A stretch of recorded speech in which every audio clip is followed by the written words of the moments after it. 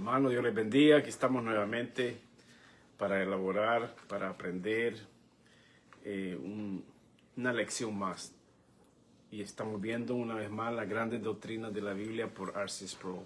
El día de hoy estamos en la lección número 31 y vamos a ver el bautismo de Jesucristo. Como de costumbre, vamos a leer un párrafo cada quien. Vamos a tratar de desarrollarlo uno párrafo por párrafo. Creo que son 5 o 6 los que hay el día de hoy. Y a tratar de entenderlo de la mejor manera. Yo sé que R.C. Sproul se esforzó en hacer este libro y usa un vocabulario bastante sencillo para que lo aprendamos, pero nosotros tratamos de ver de qué manera traemos referencias bíblicas para apoyar su enseñanza también. Amén. Así que vamos a dar inicio con el primer párrafo. Hermano Carlos, creo que va a empezar y nos vamos así alrededor. Amén. El rito del bautismo con agua, efectuado por Juan el Bautista, está ligado estrechamente al sacramento del bautismo instituido por Jesús como señal del nuevo pacto. Si bien hay una continuidad entre los dos bautismos, no deben ser considerados como idénticos. Amén. Aquí R.C. Sproul quiere que entendamos dos verdades que deben mantenerse juntas. Número uno, que existe continuidad redentora entre el bautismo y Juan el Bautista y el bautismo cristiano. Número dos, no existe identidad sacramental entre ambos. Así es de que confundir estas dos cosas llevan a errores doctrinales. O separar demasiado el Antiguo y el Nuevo Testamento o mezclarlos incorrectamente para tener un pérdida de riqueza del proceso de la revelación. Aquí vamos a ver, ambos están ligados al arrepentimiento y a la purificación. Juan no inventó un río o un rito, más bien dicho, extraño al pueblo judío. El agua ya era un símbolo de purificación ceremonial. Amén. Podemos verlo en una cita que está en Mateo 3:11.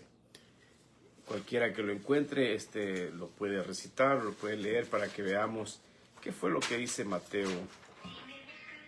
Y los espíritus inmundos, al verle, se postraban delante de él y daban voces diciendo: tú eres el Hijo de Dios. Perdón. Era Mateo 3:11.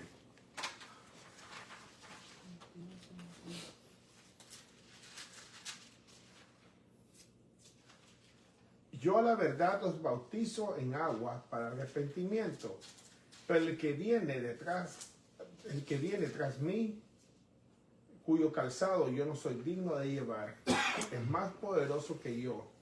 Él os bautizará en Espíritu Santo y fuego. Aquí Juan llama a Israel a prepararse espiritualmente para la venida del Mesías. Como lo dice Isaías 40, verso 3, que no sé si lo quieren leer, pero ahí claramente dice que el pueblo de Israel tendría que prepararse. El bautismo cristiano también está ligado al arrepentimiento y a la limpieza espiritual. Donde le dice en Hechos 2:38, dice: arrepentíos y bautícese cada uno de vosotros. Aquí está la continuidad de ambos, que señalan la necesidad de la limpieza del pecado y un cambio de vida delante de Dios. Ambos señalan una obra que viene de Dios, no del hombre. Como enfatiza el maestro teólogo R.C. Sproul, el agua no salva, sino que señala una realidad espiritual mayor. Isaías 1:16 nos dice: lavaos y limpiaos, quitad la iniquidad. Aquí está el símbolo que apunta a una gracia divina que limpia el pecado. La discontinuidad no son bautismos idénticos. Aquí está el punto clave de este párrafo, que el bautismo de Juan es preparatorio. Juan ministra antes de la cruz, antes de la resurrección, antes del derramamiento del Espíritu Santo. En Mateo 3:2 dice: el reino de los cielos se ha acercado. O sea que el bautismo de Juan mira hacia adelante. El bautismo cristiano es pactual y cristocéntrico. El bautismo instituido por Jesucristo es una señal ya del nuevo pacto. establecido por el Cristo mismo resucitado. Apunta, más bien dicho, leamos Mateo 28, 19, donde ahí claramente Jesucristo está señalando su nuevo pacto y le está dando indicaciones a sus discípulos a que sigan con eso. Mateo 28, 19. Por tanto, id y hacer discípulos a todas las naciones, bautizándolos en el nombre del Padre y del Hijo y del Espíritu Santo. Amén. Aquí vemos que el bautismo se hace en el nombre del Padre, del Hijo y del Espíritu Santo. Está ligado a la obra consumadora de Cristo. Apunta a nuestra unión con Cristo en su muerte y su resurrección. Veamos Romanos 6, 3 y 4.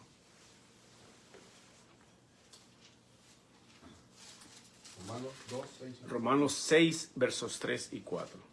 ¿O no sabéis que todos los que hemos sido bautizados en Cristo Jesús hemos sido bautizados en su muerte? Porque somos sepultados juntamente con Él para muerte por el bautismo, a fin de que como Cristo resucitó de los muertos por la gloria del Padre, así también nosotros andemos en vida nueva. Amén. Ahora veamos qué es la discontinuidad.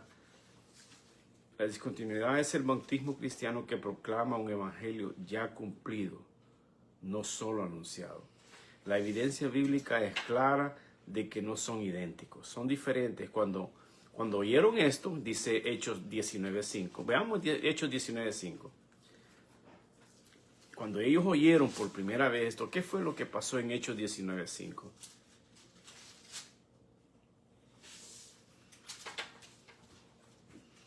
Cuando oyeron esto, fueron bautizados en el nombre del Señor Jesús. Amén. Aquí vemos discípulos que ya habían recibido solo el bautismo de Juan, pero necesitaban el bautismo cristiano. Esto confirma que no eran el mismo bautismo. Señal, o sea que esta es una enseñanza muy buena, porque Dios obra progresivamente en la historia de la redención. El bautismo de Juan pertenece a un umbral entre los pactos. Las ordenanzas no son mágicas, son señales visibles que una gracia invisible, administradas conforme al mandato de Dios. El nuevo pacto es superior en claridad y en cumplimiento. Lo que Juan anunció, Cristo lo cumplió. Amén. Ahora, ¿cómo podemos aplicar esto a nuestras vidas el día de hoy? Que hay que examinarnos antes de participar en las ordenanzas. Amén. Porque dijo, hermano, que el bautismo de Juan no es el mismo bautismo de Jesucristo. No, es... ¿Hay que bautizarse otra vez? No. Es que Juan el Bautista anunciaba el arrepentimiento, pero Jesucristo bautizó en espíritu. Ajá. Esas son las dos diferencias. O sea que hay que bautizarse otra vez. No. Tenemos un solo bautismo. Juan el Bautista lo que hacía que él llamaba al pueblo al arrepentimiento. Él estaba preparando el camino para Jesucristo, pero él llamaba para el arrepentimiento, arrepentidos y bautizados. Ese era su anuncio. Pero cuando ya viene Jesucristo, ahí terminó todo, ahí fue hecho todo. O sea, ese es lo que hay, o sea, que es, por eso es que es difícil, o pasa eso que confunden esas dos etapas del bautismo. O sea que el nuevo pacto, el bautismo de fuego, ¿no? Sí, el nuevo pacto es superior en claridad y cumplimiento. Eso es lo que es. Lo que Juan anunció, como lo decía, Jesucristo lo cumplió. Así es. Ahora, el bautismo no es una tradición cultural ni un rito vacío. Es donde dice que hay que escudriñar los corazones delante de Dios. Vivimos en arrepentimiento genuino y fe viva constantemente. Eso es lo que es. Ahora, tenemos que valorar el privilegio de vivir después de la cruz. Nosotros no esperamos al Mesías por primera vez, porque Él ya vino. Proclamamos un Salvador que ya vino, murió y resucitó y vendrá por segunda vez. Juan 20:29. Juan 20:29. Ahí claramente dice que es lo que estamos nosotros esperando. Jesús le dijo, porque me has visto, Tomás, creísteis. Bienaventurados los que no vieron y creyeron. Amén. O sea que entender el bautismo es como un compromiso pactal. El bautismo cristiano declara públicamente que nosotros pertenecemos a Cristo, somos sumisos a su señorío y tenemos una identidad como pueblo delante de Él. O sea que no es solo algo que recibimos, sino que es algo que vivimos cada día en nuestras vidas cristianas. Ahora, ¿qué podemos aprender de este primer párrafo? Que Dios es fiel en su plan redentor, que la revelación progresiva no se contradice, que el bautismo cristiano tiene un significado más pleno y glorioso, que debemos tratar las ordenanzas con reverencia, fe y obediencia en su nombre, que es en Cristo Jesús. Amén. Sí, amén. Pasemos entonces al párrafo número 2.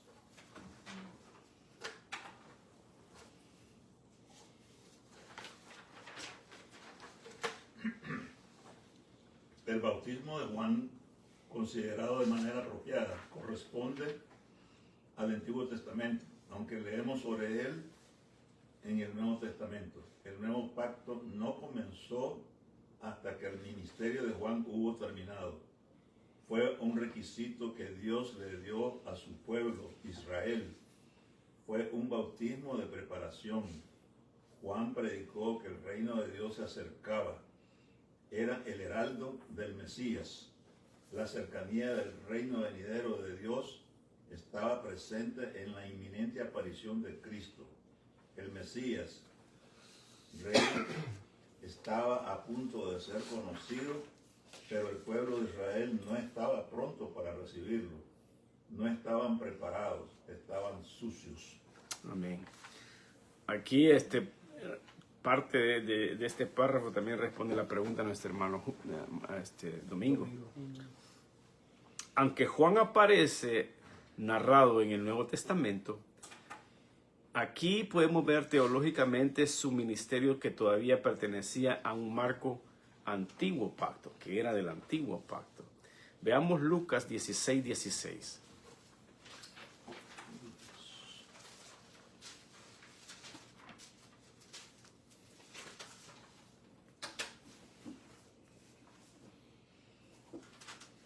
La ley y los profetas eran hasta Juan. Desde entonces el reino de Dios es anunciado y todos se esfuerzan por entrar en él. Amén. O sea, aquí podemos ver una vez más, ¿va? La ley y los profetas eran hasta Juan. A partir de ahí era el reino de Dios que se estaba anunciando a través de Jesucristo. O sea que Juan marca el fin de la era del Antiguo Testamento. Él no introduce el nuevo pacto. Él no lo anuncia. Juan es el último profeta del Antiguo Testamento, el puente entre la ley y el Evangelio. El heraldo, el mensajero oficial que se utilizó para que el rey viniera, que estaba anunciando que algo venía. O sea que el pacto no comenzó hasta en aquel ministerio que Juan anduvo anunciando, sino que el nuevo pacto comienza con la palabra redentora de Cristo, no antes, sino que esto empieza después de Juan. Y esto podemos verlo también en la institución de la cena, que está en Lucas 22:20, donde el instituto hace esa institución. Ahora, ¿por qué el bautismo de Juan fue solo para Israel? Es una pregunta. Gracias, Juan. Israel era el pueblo del pacto. Tenía la ley, el templo, los sacrificios, pero vivían espiritualmente corrompidos. Sí. Esa es la verdad. Podemos verlo en Mateo 3, versos 5 y 6.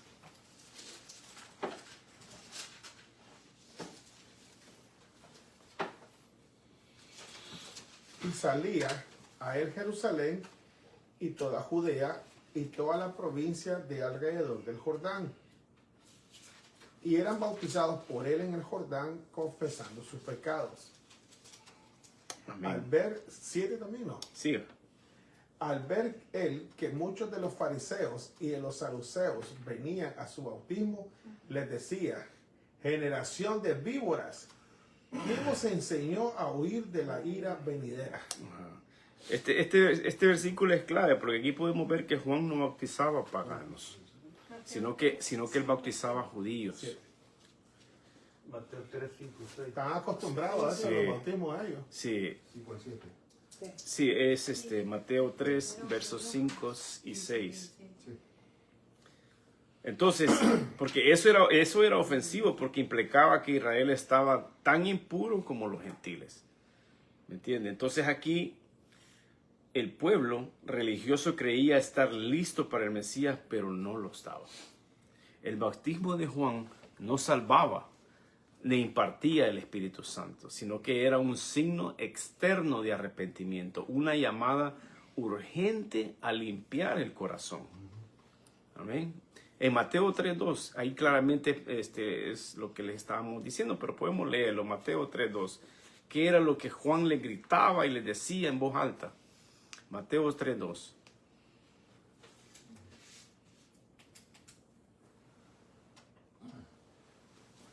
Y diciendo, arrepentíos, porque el reino de los cielos se ha acercado.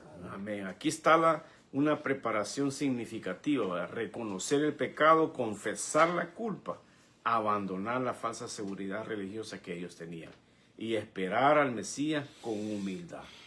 O sea que el problema no era falta de religión, sino falta de arrepentimiento genuino que ellos tenían que tener. Estaban sucios, dice. ¿Qué querrá decir esto? Estar sucio no se refiere a una suciedad física, sino a una impureza espiritual que ellos tenían. Isaías 64:6. Veamos Isaías 64:6. 64:6.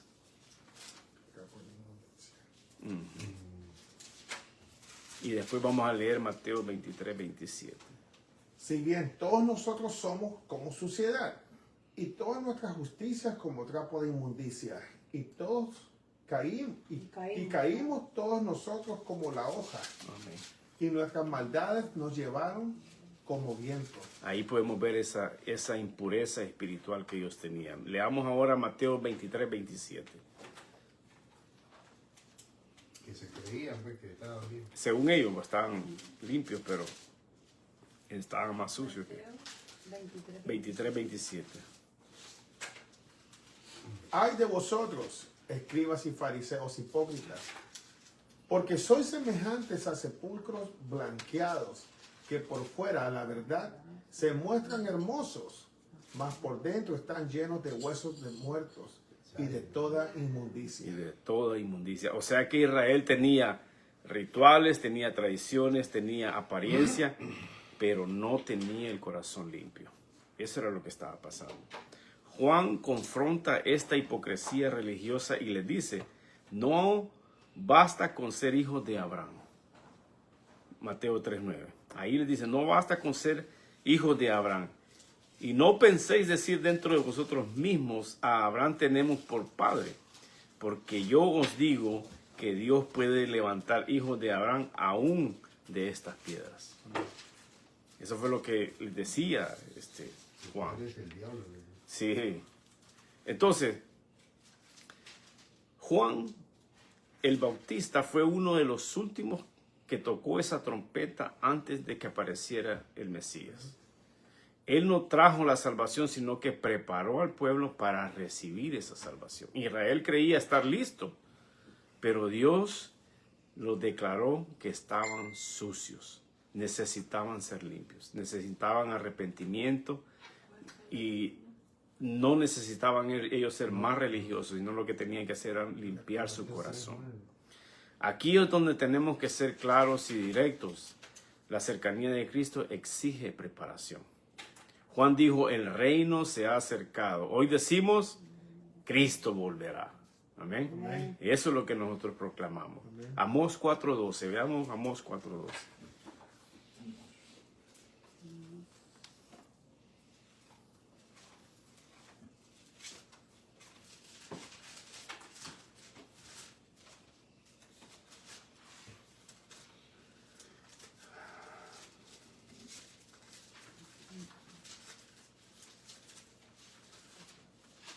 Cuatro. 4:12.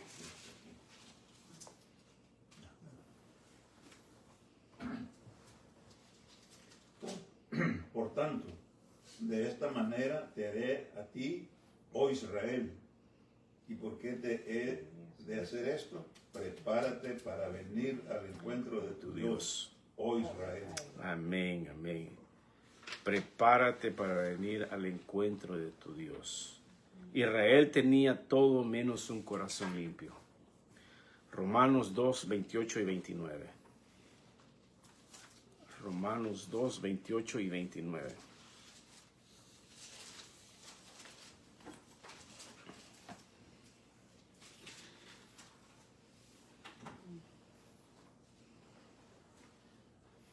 Pues no es judío el que lo es exteriormente, ni es la circuncisión la que se hace exteriormente en la carne, sino que es judío el que lo es en lo interior, y la circuncisión es la del corazón en espíritu, no en letra, la alabanza del cual no viene de los hombres, sino de Dios. Amén.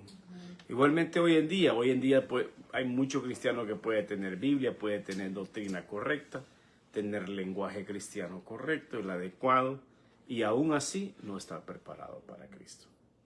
O sea que el verdadero bautismo apunta a Cristo. El bautismo cristiano no reemplaza el arrepentimiento, sino que lo confiesa públicamente. Hechos 19:4. Hechos 19:4.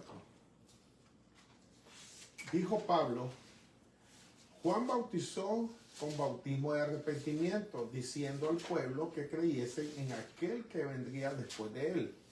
Esto es, en Jesús el Cristo.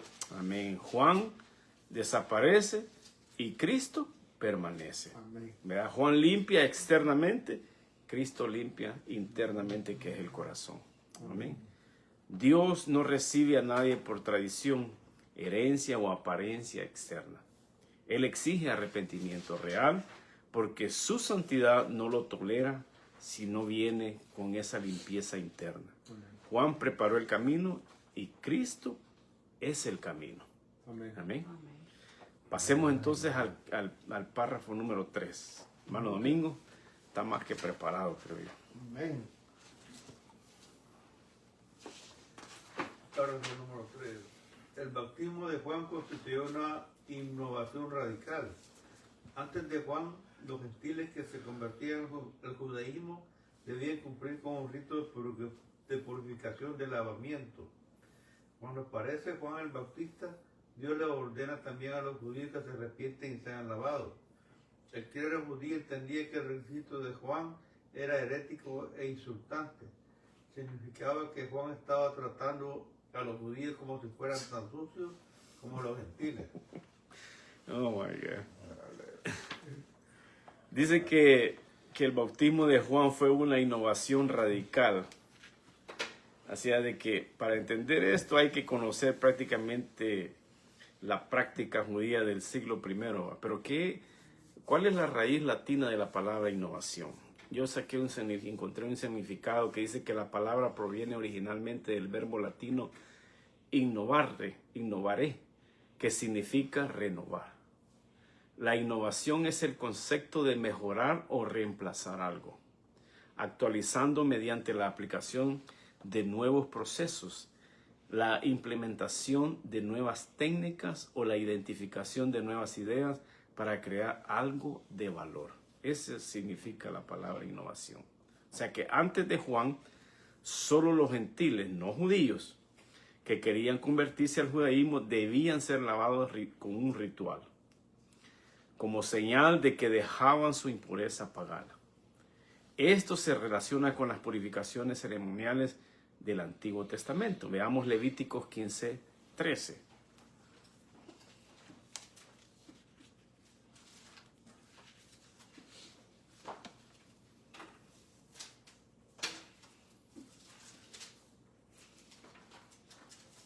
Levíticos 15:13.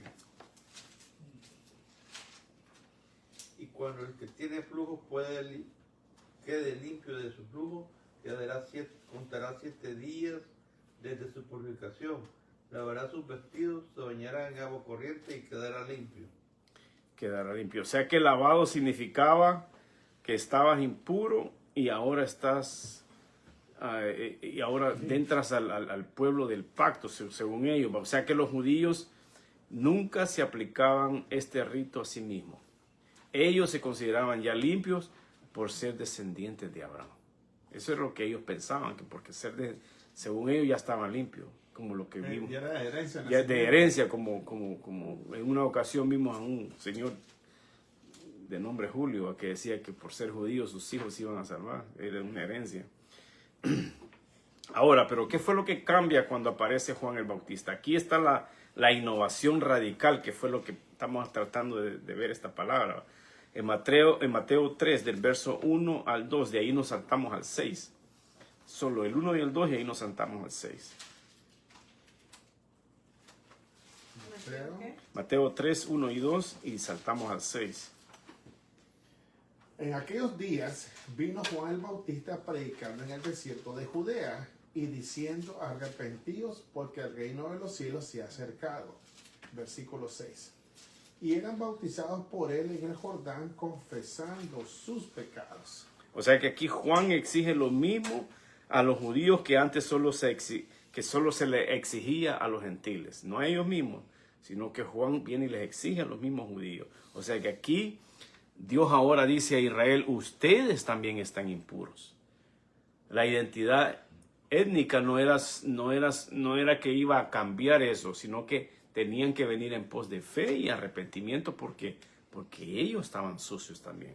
O sea, esto fue ofensivo para el liderazgo judío. El credo lo consideró herético e insultante para ellos. Mateo 3:7, ahí mismo en el verso 7, ¿qué dice?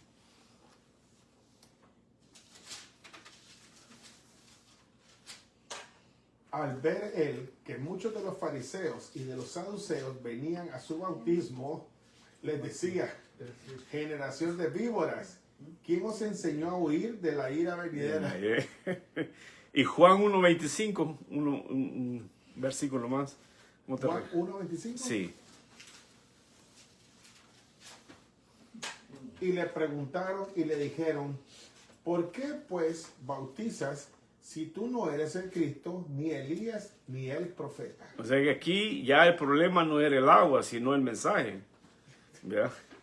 Aquí el problema era el mensaje. Juan igualaba a judíos como gentiles que eran impuros. Todos eran pecadores y todos necesitaban ser limpios. O sea que esto atacaba el orgullo religioso, la falsa seguridad que ellos tenían en la herencia por Abraham y la autoridad espiritual del clero. O sea que estaban, dice el párrafo aquí, que están sucios como los gentiles. Así es que les decía. Y no es un insulto radical, sino que una declaración espiritual que les estaba haciendo. Romanos 3, versos 9 y 10. Veamos Romanos 3, versos 9 y 10.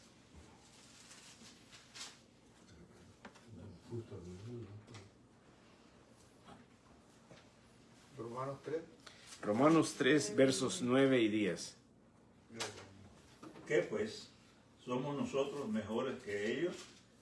En ninguna manera, pues ya hemos acusado a judíos y a gentiles, que todos están bajo pecado. Amén. Como está escrito, no hay justo, ni aún uno. Amén. O sea, todos estaban bajo pecado.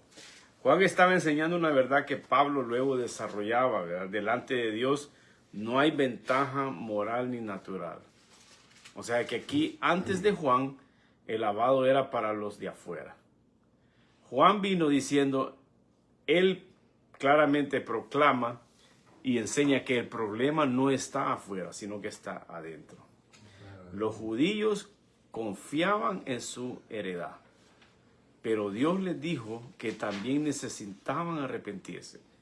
Juan destruyó la ilusión de pertenecer a un pueblo abránico, que según ellos venían de Abraham, que por eso estaban limpios. Entonces viene Dios y le dice, no, todos necesitan arrepentirse. Es lo que dijo Pablo, judíos y gentiles. No hay ni uno, dijo. No había ni uno. O sea que nadie es limpio por tradición religiosa. Hoy decimos soy judío, pero decimos soy cristiano desde niño. ¿Cuántas veces han oído eso? Que dicen muchos, soy cristiano desde niño. Dice. Vengo de una familia cristiana. ¿Verdad? Tengo muchos años en la iglesia. O sea, venimos casi con las mismas cosas. Por tradición, son. Sí, tradición. Y acá, Leamos. Perdón, Juan, en 1:12 dice más, a todos los que recibieron y creyeron en él, les ha dado el derecho a ser hechos Amén. Dios, de los cuales dice, no son engendrados de sangre, ni de carne, ni de voluntad, de Amén. varón, Así es. sino de Dios, De Dios. Así es. es obra del cielo. Veamos Mi hermano pastor, los fariseos y los saduceos, cuando Juan empezó a bautizar, Juan era el último, como decir, el último grito de la moda. Eso fue lo que pasó. Sí. Porque se hizo famoso y estaba bautizando el último grito de la moda. Entonces vamos a bautizarnos también. Y todos iban alegres a bautizarse. Y por eso fue que Juan viene y le dice, hey, víboras, le dice. Sí. Esto no es la moda, dice. Esto es de arrepentimiento, de verdad. Ustedes vienen porque todo el mundo está bautizando. Sí. Y ustedes vienen como son los más santos del pueblo, el último grito de la moda, vamos también a lucirnos. Sí. No, dice, tienen que hacer fruto de arrepentimiento. Y es por eso que le dicen Mateo todas esas palabras, generación de víboras. ¿Quién nos enseñó a huir de la vida y de la ira venidera? Hacer frutos dignos de arrepentimiento. Y es donde le dice, no por ser por dentro, decir, porque Abraham tenemos como padre. Entonces se trata de esto. Sí. Y sigan leyendo, dice, la hacha está puesta, le dice. Y, brother, qué ofensivo. Sí, no, ellos se creían con pasaje directo al cielo porque eran descendientes de Abraham. Pero veamos qué es lo que les dice Pablo. Pablo le dice en Filipenses 3, capítulo 3, versos del 4 al 7. Aquí Pablo enumera una herencia religiosa. Aunque yo tengo también de qué confiar en la carne. Si alguno piensa que tiene de qué confiar en la carne, yo más. Circuncidado al 8º día, del linaje de Israel, de la tribu de Benjamín, hebreo de hebreos, en cuanto a la ley, fariseo, en cuanto a celo, perseguidor de la iglesia, en cuanto a la justicia que es en la ley, irreprensible. Amén. Wow, imagínate que Imagínate, Qué todo ese- currículum ese vitae. currículum que tenían para que vean que- y aún así, o sea, claramente les está diciendo Pablo, la tradición no limpia el corazón. pues No él lo oraba limpia. por su pueblo, ahí en Romanos 10, oraba, hasta doy mi vida, decía. Porque Sí. tienen, como dice, tienen conocimiento, tienen celo de Dios, pero no conforme a ciencia. ¿no? Sí, no. Aquí Dios no hace distinción Entonces, entre había pecado. madrugado la letra, o sea, el espíritu de la letra. ¿no? Sí.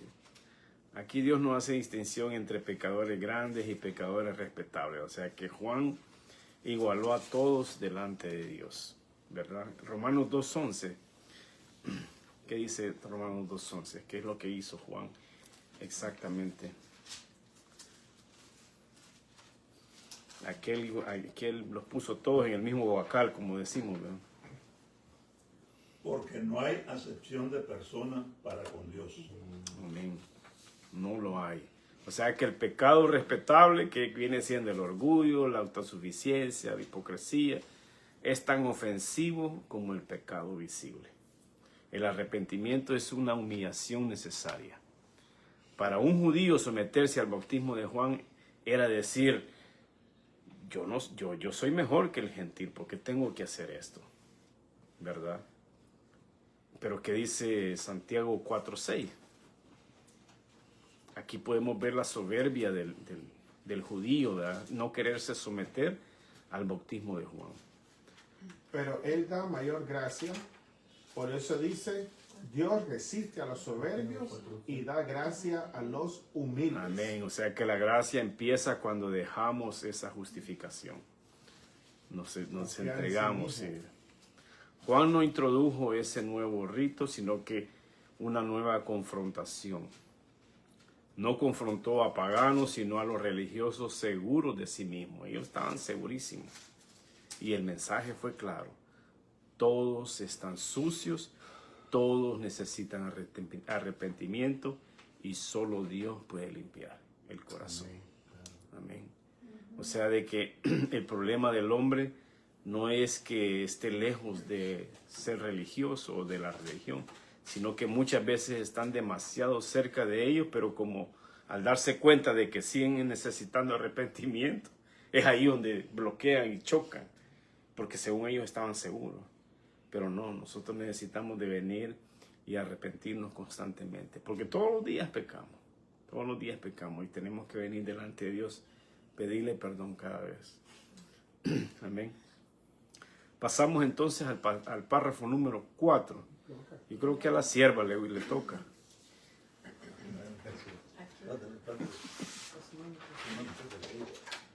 A la sierva.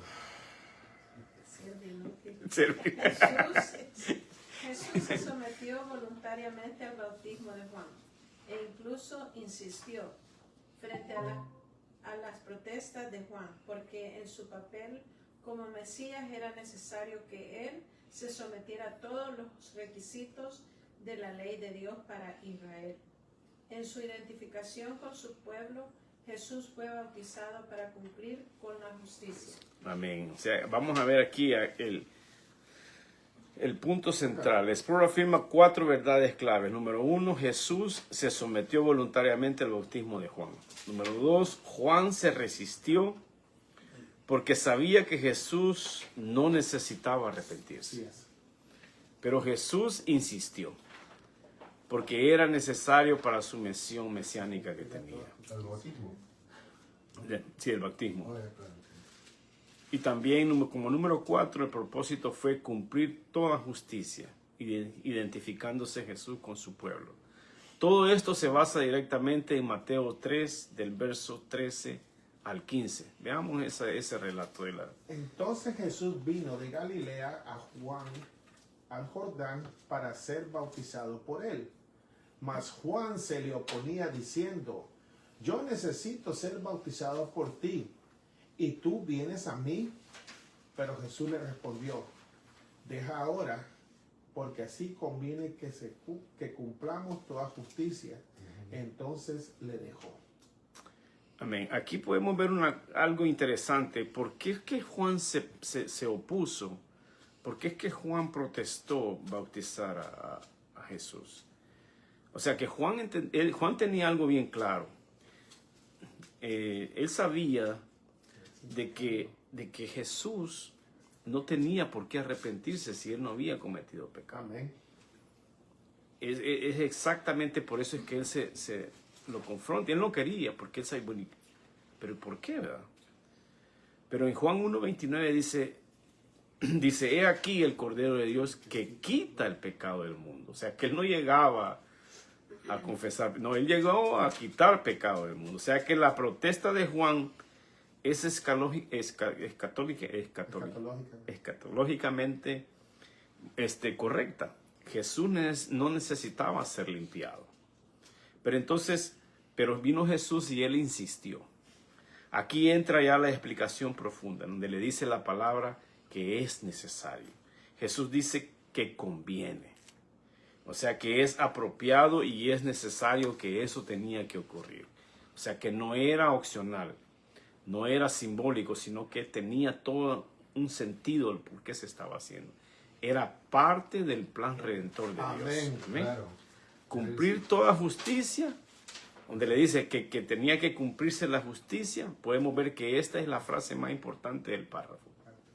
Que Jesús vino, Jesús vino como el Mesías representante de Israel.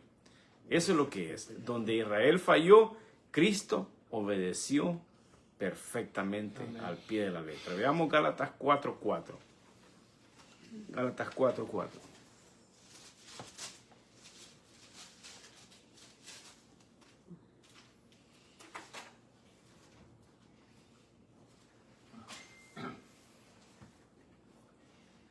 Pero cuando vino el cumplimiento del tiempo, Dios envió a su Hijo, nacido de mujer y nacido bajo la ley. Amén. O sea que aquí podemos ver que Jesús debía guardar la ley perfectamente. Él debía someterse a todos los requisitos de Dios que Dios le había dado a Israel y a vivir una obediencia completa, activa y perfecta. O sea que el bautismo de Juan era un mandato de Dios para Israel en ese mismo momento. Por tanto, Jesús obedeció al pie de la letra. O sea que en su identificación, él estaba identificándose claramente con su pueblo de Israel. Jesús no se bautiza porque es pecador, sino que porque se identificaba exactamente con esos pecadores. Isaías 53:12. Veamos Isaías 53:12. Y después vamos a ver 2 Corintios 5:21.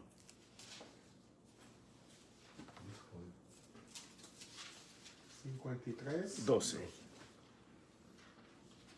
Por tanto, yo le daré parte con los grandes y con los fuertes repartirá despojos, por cuanto derramó su vida hasta la muerte y fue contado con los pecadores, Ahí está. habiendo él llevado el pecado de muchos y orado por los transgresores. Amén. Ahí se está identificando él con los pecadores. Y 2 Corintios 5:21. Exactamente. Al que no conoció pecado, por nosotros lo hizo pecado, para que nosotros fuésemos hechos justicia de Dios en él. Amén. O sea, Glorioso intercambio.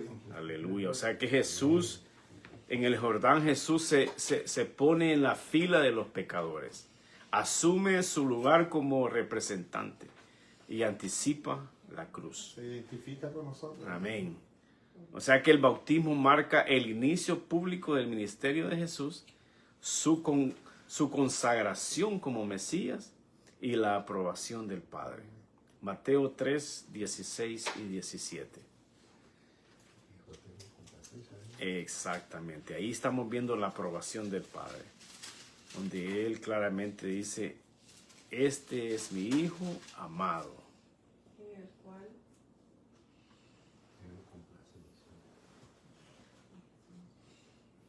Y Jesús, después de que fue bautizado, subió luego del agua.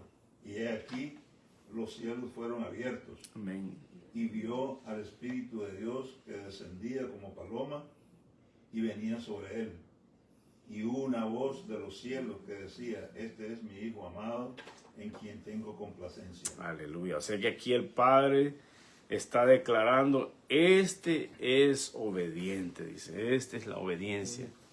O sea que una de las cosas que podemos ver en este párrafo es la obediencia de Jesucristo. Jesús no dijo, no lo necesito, ¿verdad? Sino que Él dijo, hagamos esto porque conviene, le dice a Juan. Si Cristo obedeció su mandato que no necesitaba para sí, ¿cómo nosotros podemos despreciar los mandatos que sí necesitamos? Porque nosotros sí lo necesitamos. O sea que el bautismo no es sobre dignidad, sino sobre obediencia, ¿verdad? Eso es lo que Jesús no fue bautizado porque fuera indigno, no, sino que porque fue perfectamente obediente. Y esa es una de las cosas que animamos a los hermanos que están por bautizarse, ¿va? Que gracias a Dios están ya a punto de dar ese paso de obediencia. Por eso es que le llamamos así, paso de obediencia, porque eso fue lo que Jesucristo fue, obediente. O sea que el bautismo cristiano no es como cuando a veces, no sé si, bueno, de hecho tenemos un hermanito que dice, es que no estoy listo. Pasan esas expresiones que dice, es que todavía no estoy listo, dice. Es que todavía necesito mejorar ciertas cosas en mi vida. Es que pues sí, yo no ando bien y por eso es que... Entonces están esperando a que mejorar, ¿verdad? Y se puede decir que es la obediencia a la convicción de la muerte y resurrección de Jesucristo. Amén.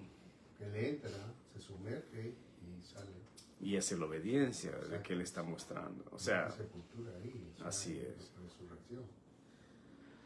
Sí, ¿no? Y podemos ver que Cristo no fue bautizado porque necesitaba arrepentirse, como lo dice el párrafo, sino que porque necesitaba obedecer. Y ese era el plan. En esa obediencia perfecta, Él se puso en nuestro lugar. Sí, claro. Hermano, que nosotros sí estamos diciendo hasta que esté preparado, nunca vamos a estar preparados, Nunca. sinceramente. Para más, cada día que pasa vamos a estar peor, menos preparados. Sí, no, está peor dicen, y yo no bien. Sí, no, a veces estamos esperando mejorar, pero más empeoramos. O sea, nos metemos más en problemas y en fin, Pero bueno, ya para cerrar este párrafo, el bautismo no es el final de la duda, no. Es el comienzo de una vida de obediencia. Si Cristo rehuyó obedecer, o sea que Él siempre estuvo dispuesto a hacer lo que el Padre le decía. El cristiano no debe rehuir e identificarse con Cristo. Nosotros tenemos que ser obedientes. Amén. Hermana Marlene, párrafo 5. O hermano Oscar, ¿vale? Párrafo 5. ¿El qué número? 5. El 5. Entonces era hermano, ¿eh? Oh, sí, al siervo le tocaba. Ah, no, mira, Ah, A ver, hermano. Pero sí se avientan. así es, no, no. Párrafo 5, hermano. Cuando Jesús entró en el río Jordán para ser bautizado por Juan, este acontecimiento marcó el comienzo del ministerio terrenal de Jesús. En ese momento Jesús no solo se identificó con el pecado de su pueblo, sino que fue ungido por el Espíritu Santo para su ministerio. En un sentido, se trató de la ordenación de Jesús. Fue aquí cuando comenzó su vocación como en Cristo. Amén. Comenzó su ministerio, ¿no? Este párrafo nos enseña, Hermano Oscar. este párrafo nos enseña 5. Todavía está biónico. Podemos ver 5 verdades fundamentales. Número 1, el bautismo marca el inicio oficial del ministerio público de Jesús. Número 2, Jesús se identifica como el pecado de su pueblo, que es la representación. Si Jesús es el ungido por el Espíritu Santo. Y como número 4, este evento funciona como una ordenación divina. Y quinto, aquí comienza formalmente su vocación como el Cristo, como el ungido, como acabamos de leer. Todo esto está concentrado en Mateo 3, del 16 al 17, ya lo leímos. Este pasaje es profundamente trinitario. Este pasaje de Mateo 3, versos 16 y 17. Número 1, porque el Hijo es bautizado. Número 2, el Espíritu desciende, el Espíritu Santo, y el Padre habla. Amén. Amén. Aquí podemos ver la Trinidad. Aquí esto marcó el comienzo del ministerio de Jesús. Antes del Jordán, Jesús vivió en obediencia privada, sin milagros públicos, sin predicación pública. Después del Jordán, comienza a predicar. Y esto lo vemos en Mateo capítulo 4. Y después es tentado como Mesías en Mateo 4:1. Y inicia su obra redentora visible. Esto ya lo vemos en Hechos 10, 37 y 38. Veamos Hechos 10, 37 y 38.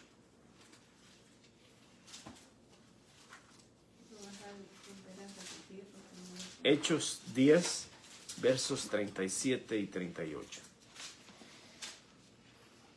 Vosotros sabéis lo que se divulgó por toda Judea, comenzando desde Galilea, después del bautismo que predicó Juan, cómo Dios ungió con el Espíritu Santo y con poder a Jesús de Nazaret, y cómo éste anduvo haciendo bienes y sanando a todos los oprimidos por el diablo, porque Dios estaba con él. Amén. O sea que aquí podemos ver que el bautismo fue el punto de transición entre la vida privada y el ministerio público. Dice aquí, el párrafo dice que fue ungido por el Espíritu Santo.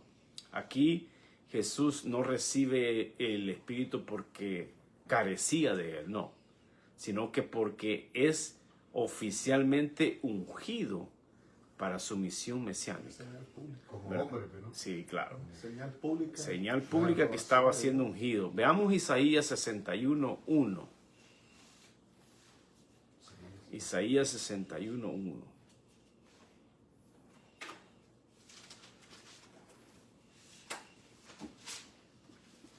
O sea que él no estaba careciente de esto, no. Él oficialmente fue...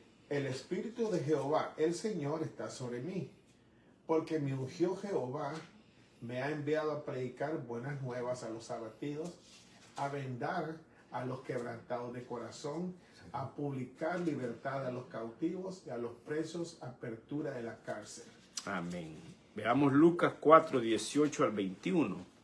Ahí también se reconcilia, ¿no? Veamos bien ahí cómo él mismo se aplica. Lucas 4. Lucas 4, 18 al 21. Aquí podemos ver cómo Jesús se aplica este texto a sí mismo. Claro, ahí está. Ajá. Lucas 4, del 18 al 21.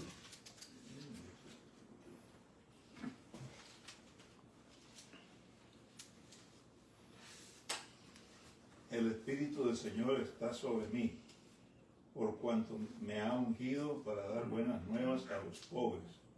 Me ha enviado a sanar a los quebrantados de corazón, a pregonar libertad de los cautivos y vista a los ciegos, a poner en libertad a los oprimidos, a predicar el año agradable del Señor. Y enrollando el libro lo dio al ministro y se sentó. Amén. Y los ojos de todos los en la sinagoga estaban fijos en él. Amén. Y comenzó a decirles: hoy se ha cumplido esta escritura delante de vosotros. Aleluya. Aquí podemos ver cómo fue que él mismo se estaba aplicando eso a sí mismo. A Cristo significa el ungido. En el Jordán Dios declara públicamente: este es mi ungido. Amén. En un sentido se trató de la ordenación de Jesús, que podemos ver y vamos a ver qué es lo que es una ordenación. Ordenación es una comisión pública, es una investidura para el ministerio y es una aprobación de autoridad. En Números 27, versos 18 al 23, ahí vemos cómo fue que Moisés y Josué, bueno, leámoslo ahí. Números 27, del 18 al 23. ¿Cómo aplica esto que es una comisión pública, una investidura para el ministerio y una aprobación de autoridad? 27 del 18 al 23. Números 27 del 18 al 23. Y Jehová dijo a Moisés: tomad a Josué, hijo de Nun, varón en el cual hay espíritu, y pondrás tu mano sobre él. Y lo pondrás delante del sacerdote Eleazar y delante de toda la congregación, y le darás el cargo en presencia de ellos. Y pondrás de tu dignidad sobre él, para que toda la congregación de los hijos de Israel le obedezca. Él se pondrá delante del sacerdote Eleazar y le consultará por el juicio de Urim delante de Jehová. Por el dicho de él saldrán y por el dicho de él entrarán, él y todos los hijos de Israel con él y toda la congregación. Y Moisés hizo como Jehová le había mandado, pues tomó a Josué y lo puso delante del sacerdote Eleazar y de toda la congregación, y puso sobre él sus manos y le dio el cargo como Jehová había mandado por mano de Moisés. Amén. Aquí podemos ver el orden que se lleva, que hace una comisión pública. Ese es el orden. Inicia con una comisión pública y después la investidura del ministerio y posteriormente la aprobación y la autoridad que le dan a la persona. Lo mismo Para un propósito, propósito explícito que Dios lo apartó. Amén.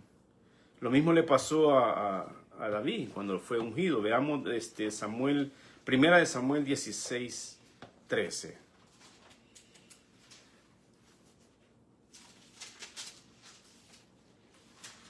Crece 16, 13. Capítulo 16, verso 13. Primera de Samuel. Y Samuel tomó el cuerno de aceite y lo ungió en medio de sus hermanos, y desde aquel día en adelante el espíritu de Jehová vino sobre David. Se levantó luego Samuel y se volvió a Ramá. Amén. Ahí una vez más ahí podemos ver cómo fue la comisión de David también. Pero con Jesús fue diferente. Jesús no se autonombró el Mesías, sino que aquí el Padre lo ordena públicamente, el Espíritu Santo lo unge y el cielo lo confirma. Amén. En ese orden fue que se hizo.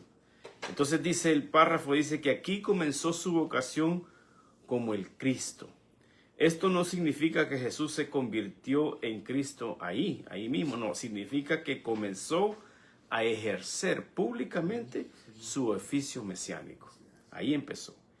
Cristo siempre fue el Hijo eterno, pero en el Jordán comienza su obra redentora que fue pública. Y esto vemos también en Hebreos 5:5. Hebreos 5:5.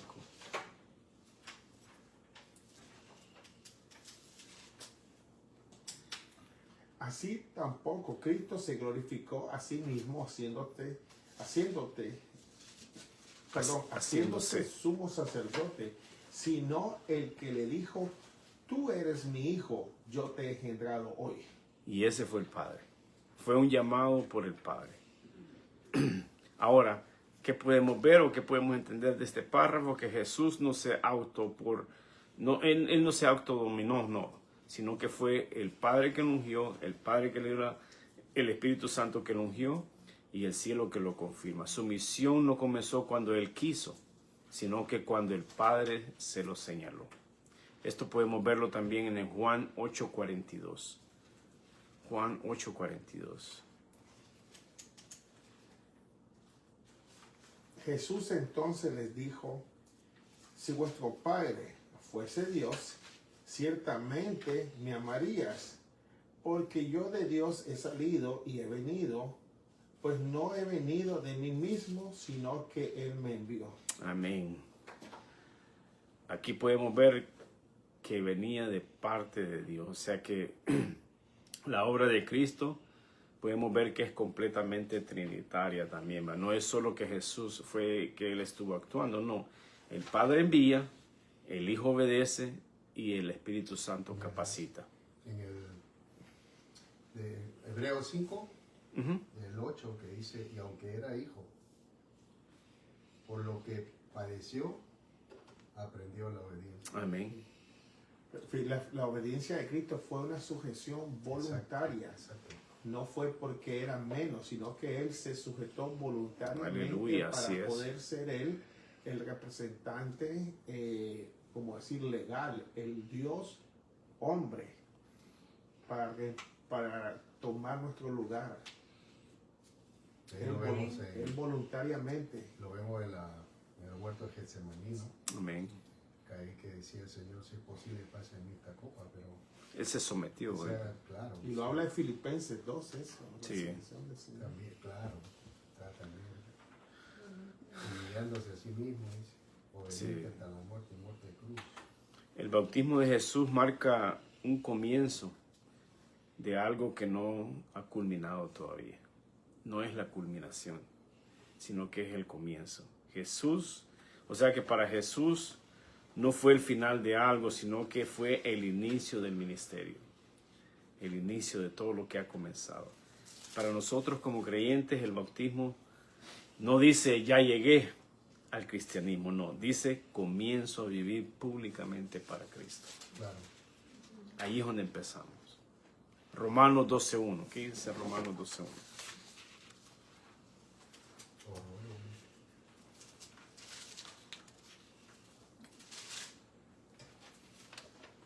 Romanos 12:1. Así que, hermanos, os ruego por la misericordia de Dios que presentéis vuestros cuerpos en sacrificio vivo, santo, agradable a Dios, que es vuestro culto racional. Amén. O sea que Dios llama antes de enviar.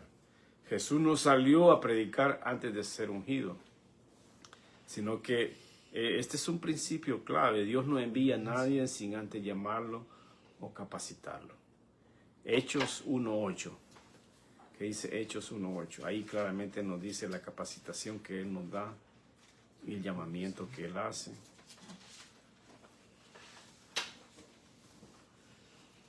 Hechos 1:8. Pero recibiréis poder cuando haya venido sobre vosotros el Espíritu Santo, y me seréis testigos en Jerusalén, en toda Judea, en Samaria y hasta lo último de la tierra. Amén. O sea que el Espíritu Santo capacita para la obediencia.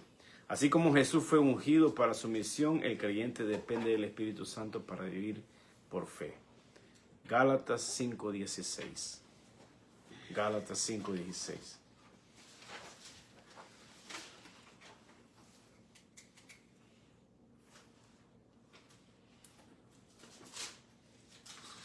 Gracias.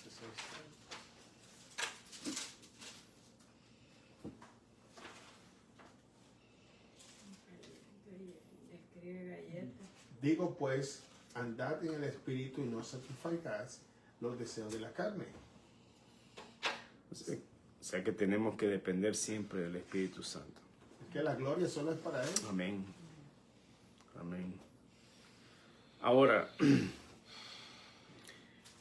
el bautismo dice públicamente que hemos sido llamados por Dios y ahora comienza una vida visible de obediencia. Esto no significa que ya lo sabemos todo. Esto no significa que no vamos a fallar. Amén. Sino que esto significa que ahora pertenecemos a Cristo y que reconocemos su señorío y que necesitamos cada día más de Él. Amén. Esto es lo que significa. El Jordán, Jesús fue señalado por el Padre, ungido por el Espíritu Santo y confirmado como el Cristo. El bautismo no fue un acto privado, sino el inicio público de la redención de todo aquel que en Él cree. Amén. De todo aquel que ha sido llamado. De todo aquel que ha sido elegido por Dios. El bautismo no nos hace actos para servir, sino que declara que hemos sido llamados para servir.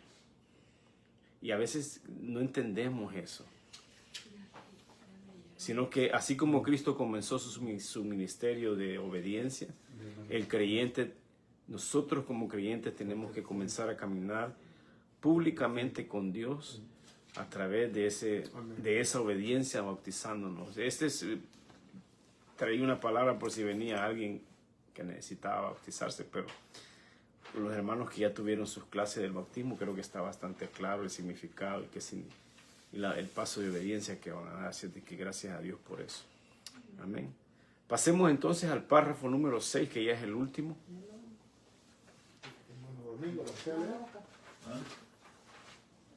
Hermano Domingo está prendido ahorita, el hermano Domingo. El término Cristo significa el ungido. Jesús fue ungido por el Espíritu Santo en ocasión de su bautismo y comenzó a cumplir con el papel del Mesías descrito por Isaías. El Espíritu de Jehová, el Señor está sobre mí, porque me ungió Jehová, me ha enviado a predicar buenas nuevas a los abatidos. Isaías 61:1. Amén. Aquí podemos ver tres cosas fundamentales: que Cristo no es un apellido, sino que es un título. Jesús fue ungido por el Espíritu Santo en su bautismo. Desde ese momento comenzó a cumplir la misión mesiánica anunciada por Isaías.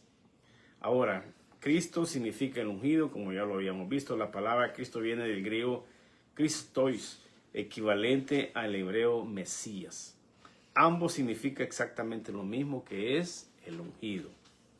En el Antiguo Testamento eran ungidos profetas que hablaban la palabra de Dios. Eran algunos sacerdotes, otros eran reyes, y ellos eran los mediadores en algunas ocasiones por el pueblo, y pues los reyes gobernaban su pueblo, como en el caso de David, del hijo de Salomón también. Amén. En 1 de Samuel, capítulo 16, verso 13, veamos ahí, creo que ya lo leímos, donde ungen a David. Sí. Aquí hay una aclaración que Jesús no fue ungido con aceite, sino que fue ungido con el Espíritu Santo. David en esta ocasión fue ungido con aceite, y cuando Jesús fue bautizado, él fue ungido a través del Espíritu Santo. Dios ungió al Hijo. Ahora, en Mateo 3:16, que ya lo leímos también, fue cuando vio al Espíritu de Dios que descendía como paloma y venía sobre él, ¿verdad? Eso ya lo leímos. Entonces, en ese momento lo hizo el Hijo de Dios, pero lo declaró públicamente como el Mesías. Eso era lo que estaba sucediendo. En el Jordán Dios dice, este es el ungido prometido. O sea que la misión del Mesías, según Isaías, que lo leímos en Isaías 61:1, Es uno de los textos mesiánicos más claros del Antiguo Testamento, donde dice que el Espíritu de Jehová, el Señor, está sobre mí porque me ungió Jehová, dice. Me ha enviado a predicar las buenas nuevas a los abatidos. O sea que este pasaje describe qué es lo que hace, cuál es el trabajo del Mesías. Jesús mismo confirma que este texto habla de él mismo, ¿verdad? Que lo leímos también en Lucas capítulo 4, donde dice que se ha cumplido esta escritura delante de vosotros. O sea que Jesús, en otras palabras, está diciendo, yo soy el ungido, yo soy el Mesías. Amén. Ahora, ¿qué tipo de Mesías es Jesús? Aquí R.C. Sproul enfatiza algo muy importante. Jesús no envió primero como conquistador, sino como salvador. Así fue como él fue enviado. Isaías describe un Mesías que predica las buenas nuevas, sana corazones quebrantados y libera a los cautivos y trae esperanza a los abatidos. Amén. Mateos 11:5. Veamos Mateo 11:5. Ahí claramente lo explica.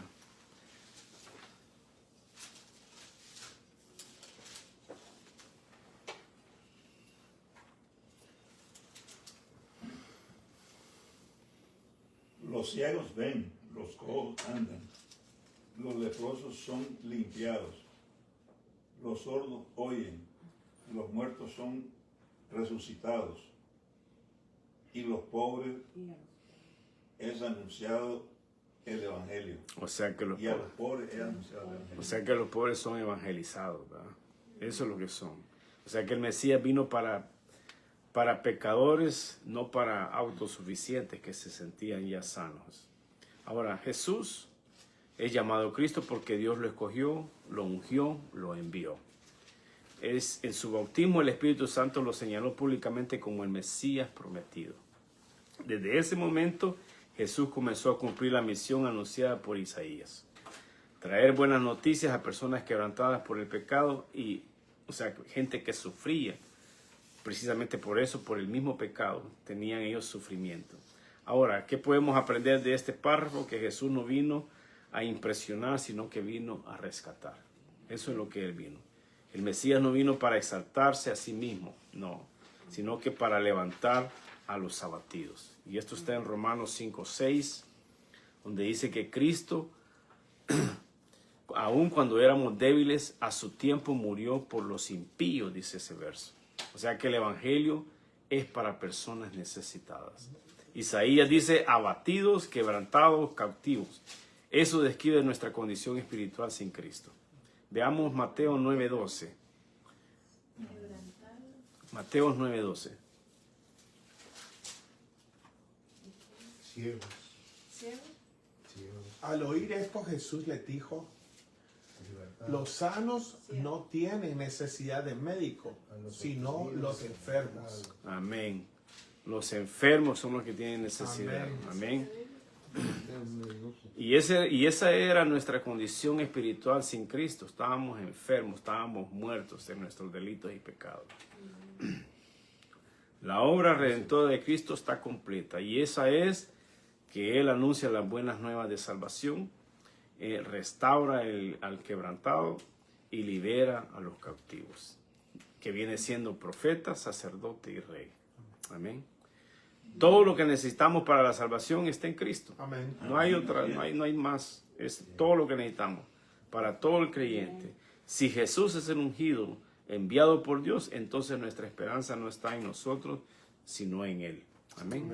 Juan 6:68. Juan 6:68. Ya casi terminamos, hermano.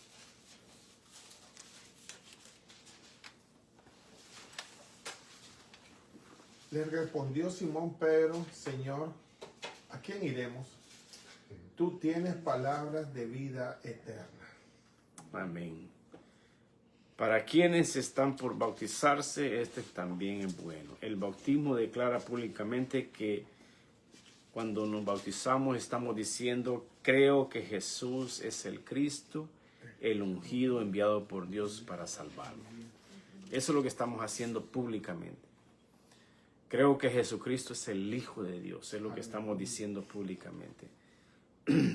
O sea, que hay mucha gente como lo decíamos al principio, que no se bautizan porque no están preparados o porque se creen sucios, pero bueno, para quienes dudan, este párrafo aclara algo muy importante. Cristo no espera que vengas limpio, Así es.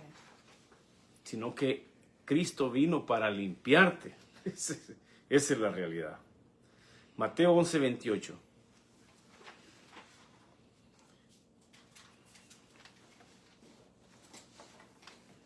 Venid a mí, todos los que estáis trabajados y cargados, y yo os haré descansar. Aleluya. O sea que Jesús es llamado Cristo porque fue ungido por Dios mismo.